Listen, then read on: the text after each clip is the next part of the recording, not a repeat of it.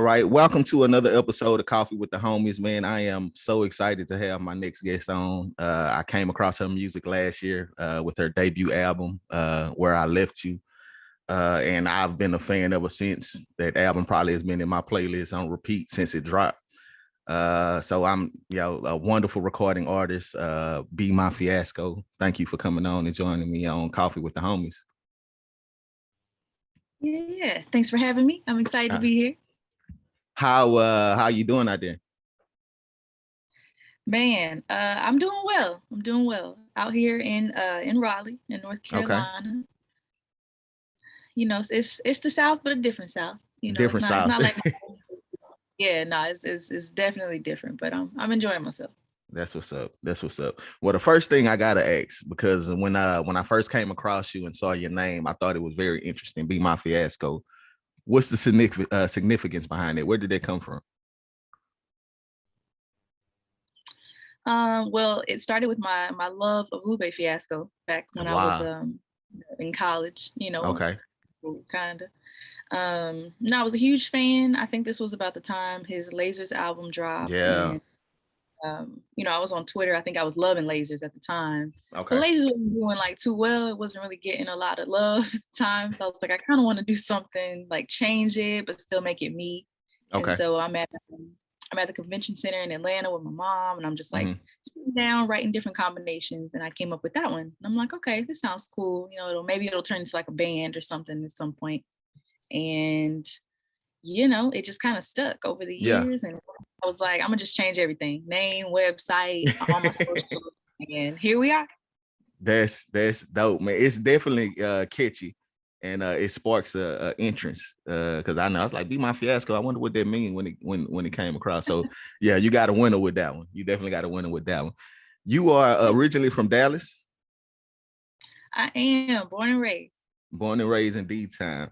What growing up, like, I know music growing up for me, I'm not musically talented at all, but I love to listen to music. So I can sing in the shower and that's about it. But I know music played a big influence on my life as far as, you know, just creativity. And I have a lot of musical memories from growing up as a child, whether it's, you know, from riding in the car, cleaning up in the house, you know, albums and stuff my pops them played. What were some of the memories you had as a kid growing up in Dallas, music wise? I think some of my earliest memories, like me in the living room with my parents, like on a Sunday morning, I'm sure, or somewhere close, of them playing like some Michael Jackson or some Anita Baker. What else were we? Maxi Priest. It was Sade, lots of early, you know, early 90s kind of stuff. And then I think I formed a real relationship with music at like barbecues or cookouts or whatever with the family, because they're playing music. So I'm like, oh, I gravitate towards this. And of course, I came up in the church as a kid. So I was singing at that time. Okay. Too. You were in the choir? Yeah. I was leading choir very, very young. It was real cute. But yeah. Okay. So who are some of those artists that, you know, kind of impacted you growing up? Some of those that stuck with you?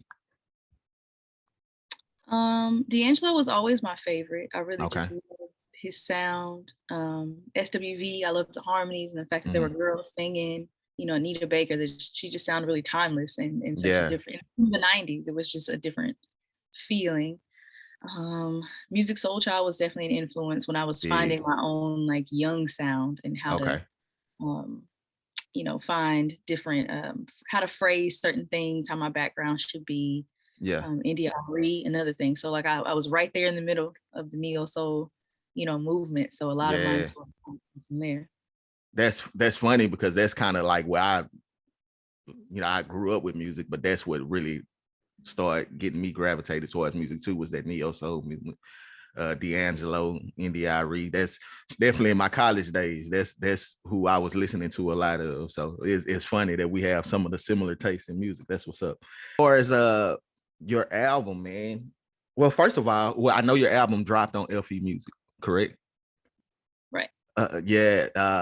Definitely connected to one of my favorite artists, Fonte, Little Brother, Nicolay, Foreign Exchange, all those cats. How did that relationship come about? Especially with, you know, you from Dallas and things like that. It started on Twitter. I would say maybe 2013 is when Fonte and I kind of connected. Okay. Through like just tweets and just kind of back and forth, just kind of like banter back then. And then around when I put out my Layers EP in 2016, I kind of sent him one of the songs and was like, yo, this is FE inspired, you know, check it out. Let me know what you think. And, you know, I didn't hear anything from him for maybe a couple of weeks. And then he was like, yo, like, this is fire. Like, send this to me, you know. And so we kind of had like a back and forth for a few months, like FaceTime, we chat about music, all of that. And one day he just sends me a track and was like, yo, can you add some vocals to this? He doesn't tell me what it's for, which is pretty much his style for those next few years. It was just like, sing this. Okay, send it back. And right, I was like, okay, I mean, I guess. And then maybe like 7 months later, I look at Vibe and he's like, yo, like we made the Robert Glasper album, the Miles Davis tribute album. When they were making the movie. And I'm like, what? Please. Whatever. And then I saw the track listing and I'm like, oh wow, we did make the album. So that was kind of the genesis of our relationship. And then just through the years, he would just send things. And then like the height of the pandemic, he's like, yo, like, what do you want to do? I'm like, oh, I'll just do like a little house joint or like a little R&B, you know, little EP. And he's like, well, do you want to do more? And I'm like, okay. You know, so then, you know, last summer, kind of around this time, we were crafting, you know, this album. And here we are. You know, the album comes out in October. And I think couldn't even been maybe 2 weeks, 2 or 3 weeks where he was like, so, you know, you can come out here and make music, right? And I was like, I guess I could. You're right. And so I ended up moving out to Raleigh a few weeks later, and here we are 8 months later out here. Wow That's you say I can still hear some of the FE influence in your music, like some of your beats. Who does a lot of your production on your album? This one was a scattered amount. So when I came out to do the album, he already kind of had the track listing kind of ordered. Okay. And he kind of let me listen through. So we had our guys, Anakin and Vader. They do a lot of stuff out there. Who else is on there? We had Rojo, Bad Dream. We had DJ Harrison on Withdrawal. A lot of it was Zoe and Fonte kind of bouncing ideas back and forth too. So we kind of pulled a little bit from everywhere this time. That's what's up, man. Well, it's definitely a great album. I have my favorite tracks on the album. It's 3 tracks that's on repeat constantly. Okay, you ready for it? Okay. My first one is two Car Garage. The reason I like that album is that track is, I'm big and I love music that tells a story. I feel like if music is not taking you to another place, or you can't listen to a song and vividly imagine what's taking place or what's going on, it's not hitting with me. Two Car Garage, man, is that something that really happened, or is that something that you just pulled from somewhere? No, I don't think you could pull that one from anywhere if it didn't happen. See, my life is really like that. It's a whole bunch of 2-car garages in my 20s. But no, that really did happen. Okay. I did try to move to LA with my car. My car was already giving me problems, but I'm like, no, I'm going to LA. I'm going to be a star. You know, like the whole, you know, the regular thing that everybody does. You drove from Dallas to LA? You drove out there? I did my whole life in my car, my boyfriend at the time and my dog, all packed into this little bitty 2-door, like it was insane. So I get there and I was the kindergarten teacher by trade. And so I'm waiting for all of my like teaching stuff to kind of get going. So I'm doing all these random odd jobs. I get there, I stay with a lady for real off of Facebook in one of those Facebook groups who has a dog, and the dog gets into my Oreos. Now, mind you, they are not like in a common area. I didn't leave them in the middle of the living room floor. Right, like, right. In my room. And what you don't hear in the story is like she has a full meltdown because her dog is like super sick, and like she like bashes me on Facebook, and it gets real tense in the house. Pretty much to where she's like, I don't really want you to be here. You know, so that same day, I'm like, whatever, you know, so I call my homies and I'm like, yo, help me pack up this room. I'm ready to dip. So we put all of my stuff in this car. Well, no, let me bag up. Before this, it might've been earlier that day, the day before, I'm driving and my car gives out. Like, engine sounds terrible. I have to tow it to the crib. Oh, right? Man. So that's number one. Same day, I'm like getting into it with this lady because her dog got into my Oreos. And so we're packing the car with all of my stuff. My whole life is in this car. And I think maybe a few days later, I fly back with my dog to Dallas. I have a friend to check on my car. And maybe a couple of weeks later, he goes to check on it. He's like, yo, it's not here. And I'm like, wow. Okay. And so like, this is like pandemic time too. It's starting to come. We're really, you know, so you can't contact nobody. Nobody's available. It's crazy. Yeah. And yeah, and to this day, and this was what, 2019, I have no idea where my car is. Don't know what happened to it. It's just, still MIA. Who knows? So yeah, I try not to think about all the stuff I left and all that. I'm just like, it's whatever. Man. It doesn't exist. So man. Well, yeah, it makes for an interesting story though. So yeah, man. Yeah. At the time, no, but right now, yes, we can sing about it. We can laugh about it. And laugh about it. Right. My second favorite cut off the album. Well, I say second favorite. I don't even know if they ranked, but this is the second one I want to talk about. You and I. That vibe, man, on You and I brings me back to my college days. It gives me that early 2000 vibe. What kind of inspired that song? Okay, I don't want to ruin the mystique for you, but I'm gonna tell you, like, I did not want that song on the album whatsoever. Wow. Like, and it's literally the most popular song on the album, minus like Caramel, but like people love that freaking song. And to me, okay, let me tell you why. So when he sent me the beat first, I'm like, I don't know what's supposed to happen here. Like, I tried so many different ways to sing on the track, and I'm like, I don't know how I feel about this. So the first time I turned it on, I'm like freestyling, whatever happens comes out. And what you hear in the beginning of the song, the first probably like 45 seconds is what I freestyle, because it was just like, here's what happens when I came out. And, you know, we just kind of filled in some pieces, but most of that song I just freestyled and sung and was like, okay. And he was like, no. Fonte was like, this is the one that's gonna go. And I'm like, I don't know. Like, I don't really like, you know, so for it to be such a moving song, I had no idea people would gravitate towards that song. I was very like, you know, but it's usually that way, right? It's like the one you're like, oh, it's gonna go. Don't nobody check for it. But the one you're like, whatever, that's gonna be the one. And here we are. That joint hits. I was bumping it yesterday.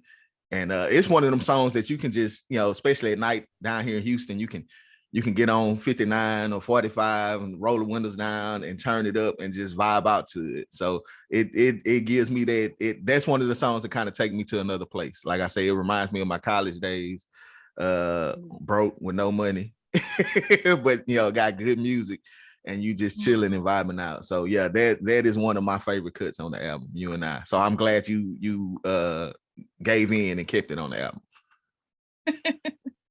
Yeah, man, no problem. It's grown on me now. Now I'm like, okay. I get it. I got you. Yeah, that joint is fire. The third one I want to talk about is and I guess if I had to rank a favorite on the album, this would probably be my favorite, Outside the Lines. Just the message in the song first and foremost, and then when I checked out the visuals that you did for it, man, this joint is amazing. Then you got Lil Brother rapping on it, so that just takes it to another level, man. How do you feel about that one? How did that one come about?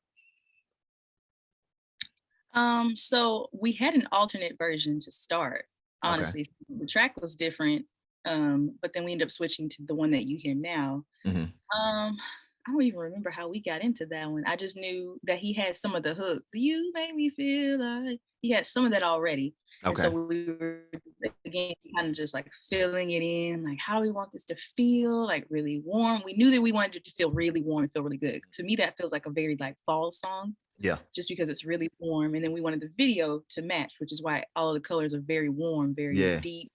You know, we wanted to make sure that it was very black, lots of black, brown people. You know, in the feeling. So, you know, we really aimed to make it feel really good. And then we were trying to figure out placement on who was gonna rap when, because at first it was like, well, is that kind of weird? Like, I know Tay's coming in first, I'm gonna do mine, and then like, okay, what is Pooh's part kind of weird? Should we move it? You know, so trying to get the structure of the song was a task, but that one actually came about really easily. Like, it just felt the way you feel it is the way that we kind of did it. It just kind of loving, like it just very smooth. We were done in and out, and it was like, let's talk visuals.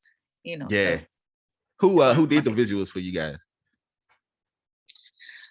There is a husband and wife duo called Office Romance. They were based out, I want to say they were in Boston. They knew a mutual friend of Fonte's, and Okay. they pitched us this beautiful pitch deck, this Yeah. beautiful idea and treatment for the video, very thorough. So everything was laid out, super Yeah. detailed. And it was my first time being on like an actual video shoot, like 50, 50 people, full, cameras and, all of that. We had a Yeah. rehearsal. I never rehearsed for a music video before, Yeah. like scenes here. So like, it was very thorough. Everybody was super professional and lots of love. We just had a fun time. Like I'm pretty sure you can kind of tell from the video, but it was just, we had a good.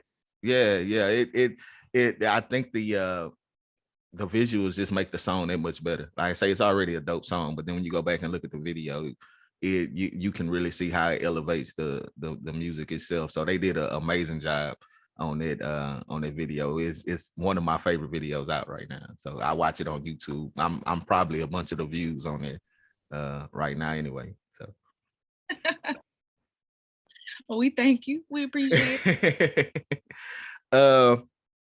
You have worked with when I read your bio, you worked with some heavy hitters. Man, you worked with Erykah Badu, did some writing and stuff for her. How did that come about?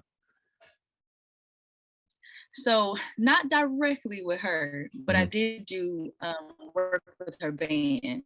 Okay. So with RC and the Grits out in Dallas. Although I have got to sing background for her one time. Like we were doing a show out in Dallas at the Bomb Factory at the time. It was like I don't remember if it was like a D magazine something, but I remember RC from RC and the Grits produced Danger. Like on like, trying to stay live. He produced that one. And so she came out in honor of the group to sing that song. Okay. And I guess no one told her that and one of the other lead singers were going to do background. So she's coming out, she's singing, and they're like, go, go sing. And I'm like, okay, I got the soprano part. The other girl's like, okay, I got the alto. We just gonna fill in.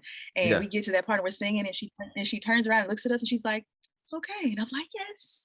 You got that approval. And I'm like, yes, we're killing this. Thank you. Yeah. Do your thing. It was a highlight. Okay. But I met her a few times. Really, really nice. Always good energy. As far as with RC and the Grits, I think they had heard my Glasper joint back in 2017, and they pulled me in to do some songs off of the Feel record for them.